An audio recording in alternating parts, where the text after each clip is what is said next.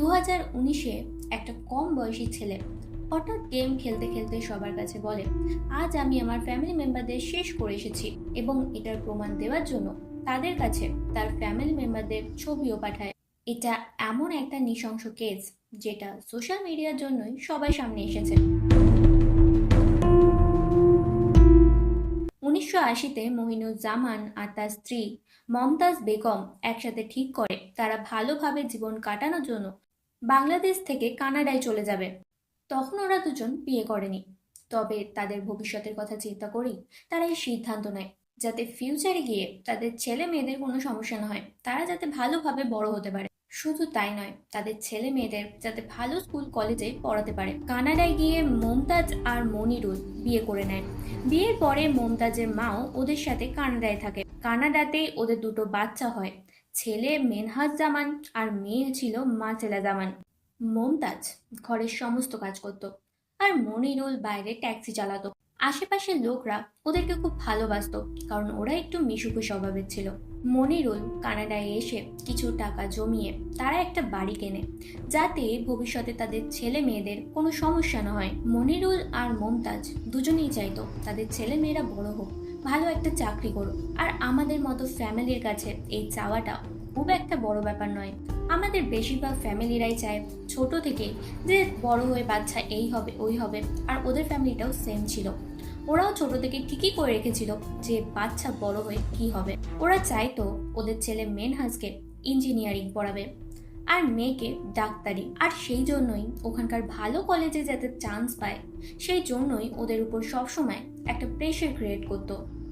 2019 সালে ওদের মেয়ে মাথিলা মেডিকেল কলেজে এন্ট্রান্স এক্সামের জন্য পড়াশোনার পাশাপাশি কানাডার একটা শপে ক্যাশিয়ারের কাজ করত। মালিসা ওর বাবার কাছ থেকে আর কোনো টাকা নিতে চাইতো না। মালিসা বুঝতে পারত ওর বাবার উপর অনেকটা চাপ পড়ে যাচ্ছে, সেই কারণে ও চাইতো যাতে ওর বাবাকে ওকে আর টাকা দিতে না হয়। তাই মালিসা ঠিক করে ও যেহেতু ডাক্তারি করছে তাই অনেকটাই খরচ হচ্ছে, তাই জন্য ও পাশাপাশি আরেকটা জব করতে শুরু করে। তবে মমতাজ সবসময় বলতো তার ছেলেও নাকি খুব ভালো পড়াশোনা করে। মেনহাজ নাকি নিজের পড়াশোনা ছাড়া কিছুই বোঝে না, ও সব টাইম পড়ে। মেনহাজ ইয়র্ক ইউনিভার্সিটিতে পড়তো, আর এই কলেজে খুব ভালো স্টুডেন্ট ছাড়া চান্স পায় না। আর এখানে মেনহাজ পড়তো, তো স্বাভাবিক ফ্যামিলি খুব খুশি ছিল। দুই ভাই বোন খুব ভালোভাবে মন দিয়ে পড়াশোনা করছে, আর আমাদের মতো ফ্যামিলির কাছে এই জিনিসটা খুব একটা বড় ব্যাপার। কিন্তু বাইরে থেকে যতটা ভালো লাগছিল, এদের ফ্যামিলি কিন্তু ততটা ভালো ছিল না। মেনহাজের কলেজে পড়ার ব্যাপারটা পুরোটাই মিথ্যে ছিল। মেনহাজ বাড়িতে মিথ্যে কথা বলেছিল যে ও ইয়র্ক ইউনিভার্সিটিতে চান্স পেয়েছে। মেনহাজ আসলে একটা লোকাল কলেজে পড়তো, আর এটাও বাড়িতে বলতে পারেনি, কারণ ওর বোন অন্যদিকে বিভিন্ন রকম মেডিকেল পরীক্ষায় পাশ করে যাচ্ছিল, আর মেনহাজ তার দাদা হয়ে সেই কাজটা করতে পারছে না। তো লজ্জায় সেই কথাটা ওর বাবা মাকে বলতে পারেনি। আর ওর বাবা সবসময় চাইতো কেউ একজন ইয়র্ক ইউনিভার্সিটিতে যেন পড়ে, সেই জন্যই মেনহাজ ওর বাবাকে মিথ্যে কথা বলে। আর মেনহাজ প্রথমে ইয়র্ক ইউনিভার্সিটিতে এক্সাম দেয়, কিন্তু ও প্রথমবার ফেল করে। তাই ও আদার্স একটা কলেজে ভর্তি হয়ে যায়, মানে নর্মাল কলেজে, এবং ও ভাবে ওই কলেজে পড়েই ইয়র্ক ইউনিভার্সিটির জন্য প্রিপারেশন নেবে। কিন্তু মেনহাজ যখন লোকাল কলেজের সিলেবাসটা দেখে আর পড়তে শুরু করে, তখন ও বুঝতে পারে যে ও যতটা ভাবে পড়াশোনায় ও ভালো, ততটাও একদমই নয়। আর নর্মাল কলেজের সব ক্লাসের এক্সামে ও ফেলই করছিল। আর এসব দেখে মেনহাজ কিছুদিন কলেজ করার পর কলেজ যাওয়াই বন্ধ করে দেয়, আর ইয়র্ক ইউনিভার্সিটির জন্য যে প্রিপারেশনটা নিচ্ছিল সেটা নেওয়াও বন্ধ করে দেয়। ওর সপ্তাহে যেহেতু 5 দিন ক্লাস ছিল, তাই 5 দিন ও কলেজে যাবার নাম করে কলেজের আশেপাশেই সময় কাটাতো। আর কলেজ টাইম যখনই শেষ হয়ে যেত, মিনহাজ ওখান থেকে বাড়ি চলে আসতো। তাই জন্য বাড়ির কেউ সহজে সন্দেহ করতো না। বাড়ির লোকের সাথে যখন রাতের বেলা খেতে বসতো, তখন বাড়ির লোকেরা স্বাভাবিক ওর পড়াশোনার ব্যাপারে জিজ্ঞাসা করতো। তখনও মিথ্যে একটা গল্প বানিয়ে ওর বাড়িতে প্রেজেন্ট করতো। এতে বাড়ির লোক খুবই খুশি হতো যে ছেলে আমার খুব ভালোই পড়াশোনা করছে। আর মেনহাজ যেহেতু খুব কম কথা বলতো, তাই বাড়ির লোক ওকে ঠিকভাবে ধরতেও পারে না। মেনহাজ 3 বছর ধরে এইভাবেই মিথ্যে কথাগুলো বলে চালাচ্ছিল। তবে বাড়ির লোককে ও 1 বছর পর সব সত্যিটা বলে দেবে ভেবেছিল, কিন্তু সেই সময় ওর বোন মালেশাকে নিয়ে খুব ঝামেলা হচ্ছিল, কারণ মালেশা বন্ধুদের সাথে পার্টি করতে যেত আর পার্টিতে উল্টোপাল্টা জিনিসও খেত, যেটা বাড়ির লোকের পছন্দ ছিল না, যতই মালেশা ভালো পড়াশোনায় হোক না কেন। আর আমাদের মতো ফ্যামিলিতে এইগুলো নিয়ে বাড়িতে ঝামেলা হবে না, এটা তো হতেই পারে না। এই নিয়ে ওর বাড়ির লোক খুবই চিন্তায় ছিল, এবং মেয়ে যেহেতু একদিক থেকে নষ্ট হয়ে যাচ্ছে, তাই সবার আশা ছিল এখন ছেলে মিনহাজের উপর।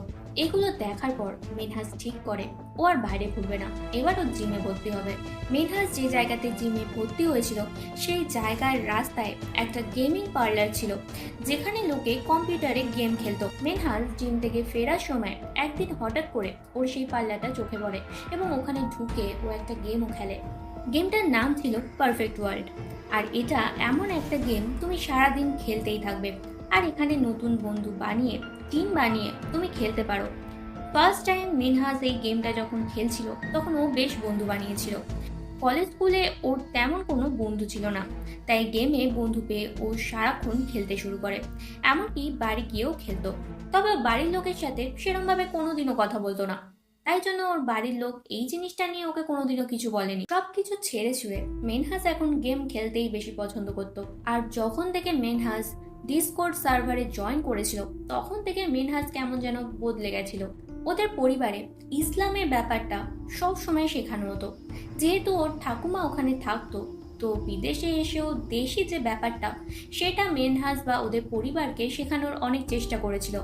ওদের বাড়ির প্রত্যেকটা মানুষ ইসলাম বিশ্বাস করত, কিন্তু মেনহাজ ইসলাম ব্যাপারটা বিশ্বাস করতো না, এবং গেম খেলতে খেলতে যখন কোনো ইসলামী লোককে পেত ও তাদেরকে বিভিন্ন বাজে ভাষায় গালিগালাজ করত, যেটাই মেনহাজের এই বাজে একটা ব্যাপার দেখে ডিসকর্ড সার্ভার থেকে ওকে বার করে দেওয়া হয়। কিন্তু মেনহাজ গেম খেলাতে বেশ ভালোই ছিল, তাই ওকে আবার সার্ভারে ফিরিয়েও আনা হয়। ও যেহেতু সবাইকে সব সময় এই ধরনেরই কথাবার্তা বলতো, তাই লোকে এখন ওকে বেশি পাত্তা দিত না। ও যেটা বলতো ওকে সবাই এখন ইগনোর করে দিত। মেনহাজ হঠাৎ গেমে একদিন বলে যে ও ওর পুরো পরিবারকেই শেষ করে ফেলবে।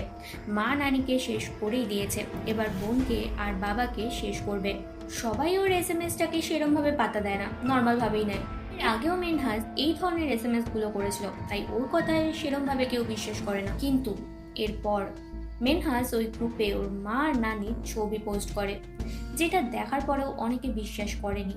কিন্তু তারপরে যখন গুগলে সার্চ করে দেখে এটা কোনো ফেক ছবিই নয়, এটা আসলে অরিজিনাল ছবি। আর এটা বোঝার পর প্রথমে তো মেনহাজকে সবাই জিজ্ঞাসা করতে থাকে যে এইসব তুমি কি করেছ, কিন্তু এরপর মেনহাজ আর তেমন কিছুই বলে না।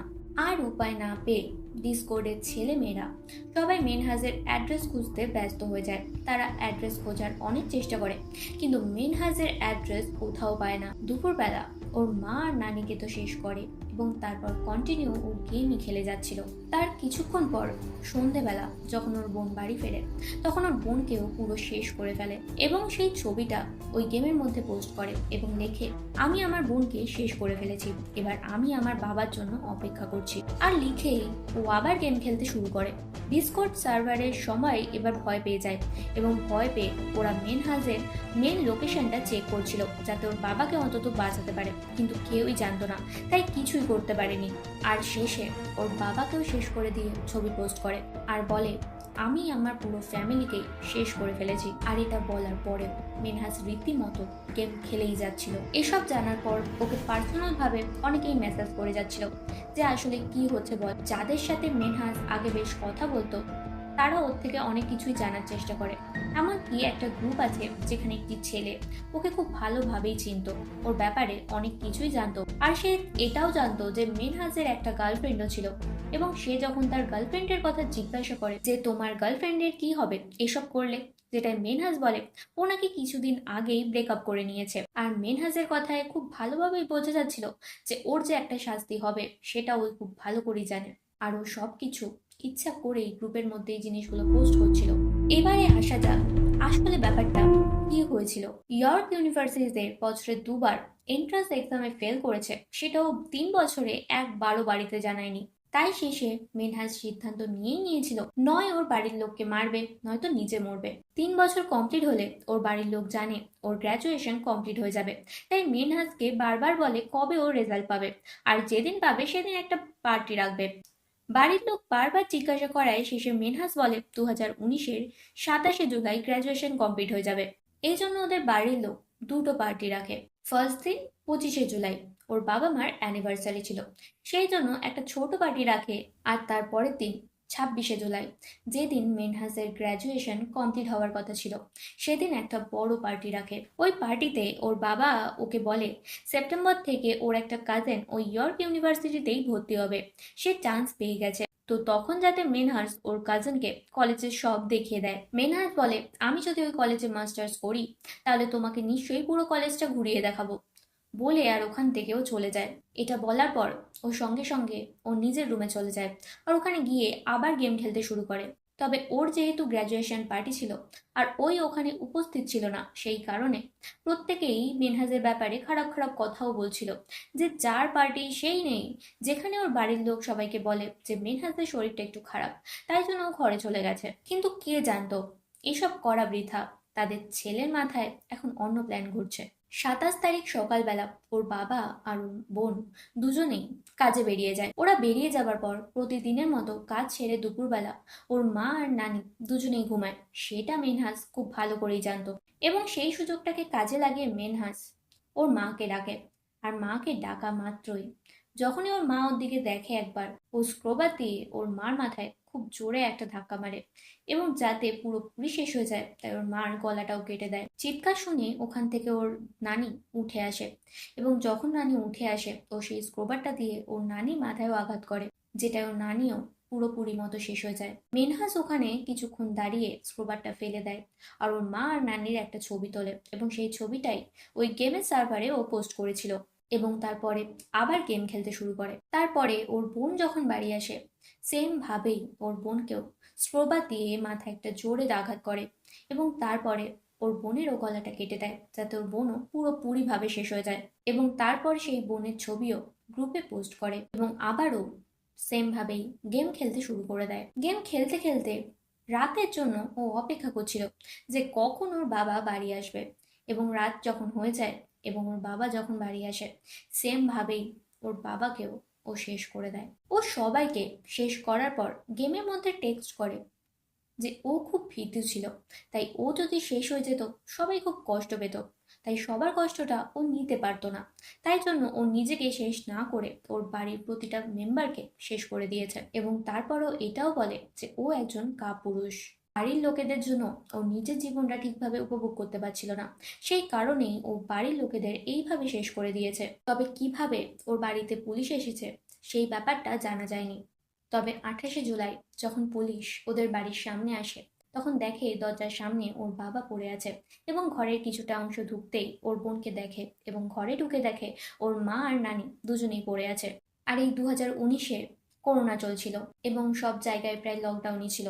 তবে পুলিশের এই ইনভেস্টিগেশনটা করতে খুব একটা সমস্যা হয়নি, কারণ মিনহাজ নিজেই সোশ্যাল মিডিয়াতে সমস্ত কথা ও নিজেই পোস্ট করেছিল। তাই পুলিশরা খুব ইজিলি সমস্ত প্রমাণ বা তথ্য পেয়ে গেছিল। তাই কোর্ট থেকে ওর জন্য যে সাজাটা দেয় সেটা হলো ওকে যাবজ্জীবন জেল করতে হবে। মেনহাজ মাত্র 24 বছরের একটা ছেলে ছিল, এবং ওর বাড়ির লোকের এতটাই প্রেশার ছিল যে ছেলেটার জীবন পুরোটাই অন্ধকারে ডুবে গেল। ওর বাড়ির লোকের প্রেশারের জন্য ছেলেটা কোর্টে একটাই কথা বলেছিল যে ওরা ওর সাথে এই ব্যবহারটা কেন করেছে। এবং যখন মেনহাজকে কোর্টে জিজ্ঞাসা করা হয় যে ওই কাজটা কেন করেছে, তখন মেনহাজ একটাই মাত্র কথা বলেছিল যে ওর বাড়ির লোকের প্রেশারের কারণে এবং ওদের এক্সপেকটেশনের জন্যই আজকে মেনহাজের এই অবস্থা। এই অন্ধকার জীবনটা মেনহাজকে পার করতে হবে। তবে আমার এখানে মনে হয় প্রতিটা ফ্যামিলিতেই মা বাবাকে সবার আগে বন্ধু বানানো উচিত। মা বাবার সাথে সমস্ত কথা শেয়ার করা উচিত। আমার কোনটা ইচ্ছা কোনটা অনিচ্ছা সেটা সবার আগে মা বাবাকে বলা উচিত। এবং মা বাবাদেরও উচিত সবসময় বাচ্চাদেরকে সঙ্গ দেওয়া, বাচ্চাদের কথাটা একবার হলেও শোনা। সন্তান এবং মা বাবার মধ্যে যে সম্পর্কটা, সেটা একটা বন্ধু রূপে সবার সামনে প্রেজেন্ট করা, এটাই একমাত্র সমাধান। তবে মেনহাজ যে কাজটা করেছে তার সত্যি কোনো ক্ষমা হয় না। ওই জিনিসটা না করে যদি বাড়ির লোকেদের সাথে একবার কথাগুলো বলতো, বা তার বাড়ির লোক যদি তার কথাগুলো একবার শুনতো, তাহলে হয়তো ওই জায়গাটা আজকে তৈরি হতো না। তো আজকের কেসটা এইটুকুই। সুস্থ থেকো, ভালো থেকো, এবং তোমাদের আশেপাশে যদি এই ধরনের ঘটনা ঘটে থাকে সচেতন করাটা তোমাদের দায়িত্ব। তো আজকের মতো টাটা।